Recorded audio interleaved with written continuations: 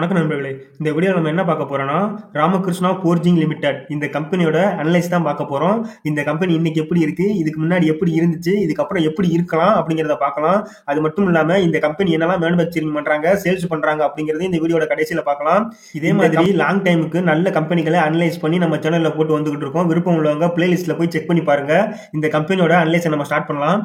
இந்த கம்பெனியோட market capital பாத்தீங்கன்னா 13,490 கோடி இந்த கம்பெனியோட மார்க்கெட் கேபிட்டல் இருக்கு. கரண்ட் பிரைஸ் பாத்தீங்கன்னா 749 ரூபாயில ட்ரேட் ஆகிட்டு இருக்கு.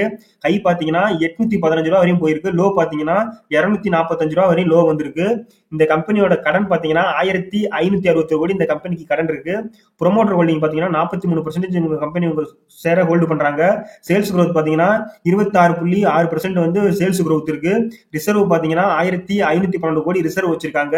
நெட் ப்ராஃபிட் பாத்தீங்கன்னா 316 கோடி நெட் ப்ராஃபிட் பண்றாங்க. சேல்ஸ் பாத்தீங்கன்னா 3,823 கோடி கிட்ட சேல்ஸ் பண்ணிட்டு இருக்காங்க. இவங்க வந்து பாத்தீங்கன்னா 5.77% வந்து இவங்க ஷேரை வந்து பிளட்ஜ் பண்ணிருக்காங்க. நம்ம பார்த்த வரையுமே பாத்தீங்கன்னா லாங் டைமுக்கு ஒரு நல்ல கம்பெனி தான் இன்வெஸ்ட்மெண்ட் பண்றதுக்கு. ஆனா என்ன ஒரு பிரச்சனைனா இந்த கம்பெனியோட ஷேரை வந்து இவங்க பிளட்ஜ் பண்ணிருக்கிறது ஒரு இந்த கம்பெனிக்கு மைனஸா தான் பார்க்கலாம். ஆனா பெரிய அளவுல பண்ணல, 5% தான் பண்ணிருக்காங்க. இதை கம்மி பண்ணாங்கன்னா இந்த கம்பெனி இன்னும் நல்லா இருக்கும், அதிக வாய்ப்பு இருக்கு. இந்த கம்பெனியோட ஓவரால் சார்ட் நம்ம பார்க்கலாம். இந்த கம்பெனி 2006ல இருந்து பாத்தீங்கன்னா 2015 வரையும் அந்த 10 ரூபா 5 ரூபா அந்த ரேஞ்சிலே தான் ட்ரேட் ஆகிட்டு இருந்திருக்கு. அதுக்கப்புறம் பாத்தீங்கன்னா 2015ல இருந்து 2021 வரையும் பாத்தீங்கன்னா 30 ரூபா அந்த 120 ரூபா அந்த ரேஞ்சில ஒரு அப் அண்ட் டவுன்லேயே தான் ட்ரேட் ஆகிட்டு இருந்திருக்கு. 2021க்கு அப்புறம் தான் பாத்தீங்கன்னா ஒரு அசுர வளர்ச்சின்னு சொல்லலாம் இந்த கம்பெனி.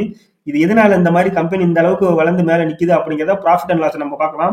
ப்ராஃபிட் அண்ட் லாஸ்னால தான் இந்த கம்பெனி இந்த அளவுக்கு மேல போயிருக்கா, இல்ல வேற எதுவும் காரணத்தினால மேல போயிருக்கான்னு நம்ம பின்னாடி பார்க்கலாம். இந்த கம்பெனியோட இயர்லி ப்ராஃபிட் அண்ட் லாஸ் நம்ம பார்க்கலாம். சேல்ஸ் பாத்தீங்கன்னா 2013ல 405 கோடி சேல்ஸ் பண்ணிருக்காங்க. அது பாத்தீங்கன்னா வருஷத்துக்கு வருஷம் இன்க்ரீஸ் ஆகிட்டே தான் போய்கிட்டு இருக்கு. இப்ப கடைசியா மார்ச் 2029ல பாத்தீங்கன்னா 3,193 கோடி கிட்ட அவங்க சேல்ஸ் இன்க்ரீஸ் பண்ணிட்டாங்க. நெட் ப்ராஃபிட்டும் பாத்தீங்கன்னா 2013ல 8 கோடி பண்ணவங்க வருஷத்துக்கு வருஷம் இன்க்ரீஸ் பண்ணிக்கிட்டே தான் போய்கிட்டு இருக்காங்க. 2022ல பாத்தீங்கன்னா கிட்டத்தட்ட 200 கோடி பண்ணிருக்காங்க. 2023ல 248 கோடி கிட்ட இன்க்ரீஸ் பண்ணிட்டாங்க. இப்போ வரக்கூடிய இதுல வந்து பாத்தீங்கன்னா 316 கோடி கிட்ட இன்க்ரீஸ் பண்ணிடுவாங்க. அந்த அளவுக்கு இந்த கம்பெனியோட வளர்ச்சி பாத்தீங்கன்னா அதிகமா இருக்கும். அதனாலதான் பாத்தீங்கன்னா 2021க்கு அப்புறம் இந்த கம்பெனி நல்ல ஒரு வளர்ச்சியில போய்கிட்டு இருக்கு. இதே மாதிரி இந்த கம்பெனி சேல்ஸும் நெட் ப்ராஃபிட்டும் பாத்தீங்கன்னா வருஷத்துக்கு வருஷம் இன்க்ரீஸ் ஆகிட்டே போயிட்டு இருந்தா இந்த கம்பெனி ஒரு மல்டிபிளேக்கராக அதிக வாய்ப்பு இருக்கு. இந்த கம்பெனியோட பேலன்ஸ் ஷீட் நம்ம பார்க்கலாம். அதுல ரிசர்வ் பாரோவிங்ஸ் நம்ம முக்கியமா பார்க்கணும். ரிசர்வ் பாத்தீங்கன்னா 1,512 கோடி ரூபாய் ரிசர்வ் வச்சிருக்காங்க. இந்த கம்பெனிக்கு கடன் பாத்தீங்கன்னா அதுக்கு ஈக்குவலாவே 1,561 கோடி ரூபாய் கடன் வச்சிருக்காங்க. ரிசர்வ் அளவுக்கு கடன் வச்சிருக்கனால அவங்க வந்து கரெக்டா பேலன்ஸ் பண்ணி கொண்டு போறதுனால கடன் வந்து இந்த கம்பெனிக்கு ஒரு பெரிய பிரச்சனை கிடையாது.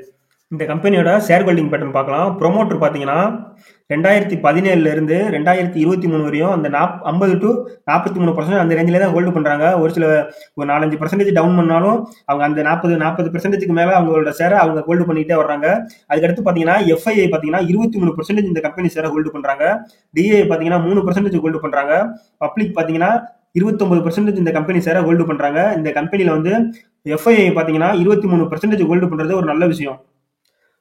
ராமகிருஷ்ணா ஃபோர்ஜிங் லிமிடெட் இந்த கம்பெனி என்னெல்லாம் மேனுஃபேக்சரிங் பண்ணி மக்கள்கிட்ட சேல்ஸ் பண்ணிட்டு இருக்காங்கன்னு பாத்தீங்கன்னா இந்த கம்பெனி ஆட்டோமொபைலுக்கு தேவையான வெஹிக்கிளுக்கு தேவையான பொருட்கள் மேனுஃபேக்சரிங் பண்ணி கொடுக்குறாங்க. எர்த் மூவிங் அண்ட் மைனிங்க்கு தேவையான வண்டிகளுக்கு தேவையான பொருட்கள் மேனுஃபேக்சரிங் பண்ணி கொடுக்குறாங்க. விவசாயத்து வண்டிகளுக்கு தேவையான பொருட்கள் மேனுஃபேக்சரிங் பண்ணி கொடுக்குறாங்க. அதுக்கடுத்து பாத்தீங்கன்னா இன்ஜினியரிங்க்கு தேவையான பொருட்கள் மேனுஃபேக்சரிங் பண்ணி கொடுக்குறாங்க.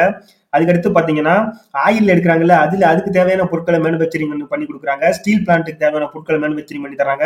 ரயில்வே இன்ஜினுக்கு தேவையான பொருட்கள் எல்லாம் மேனுஃபேக்சரிங் பண்ணி கொடுத்துக்கிட்டு இருக்காங்க.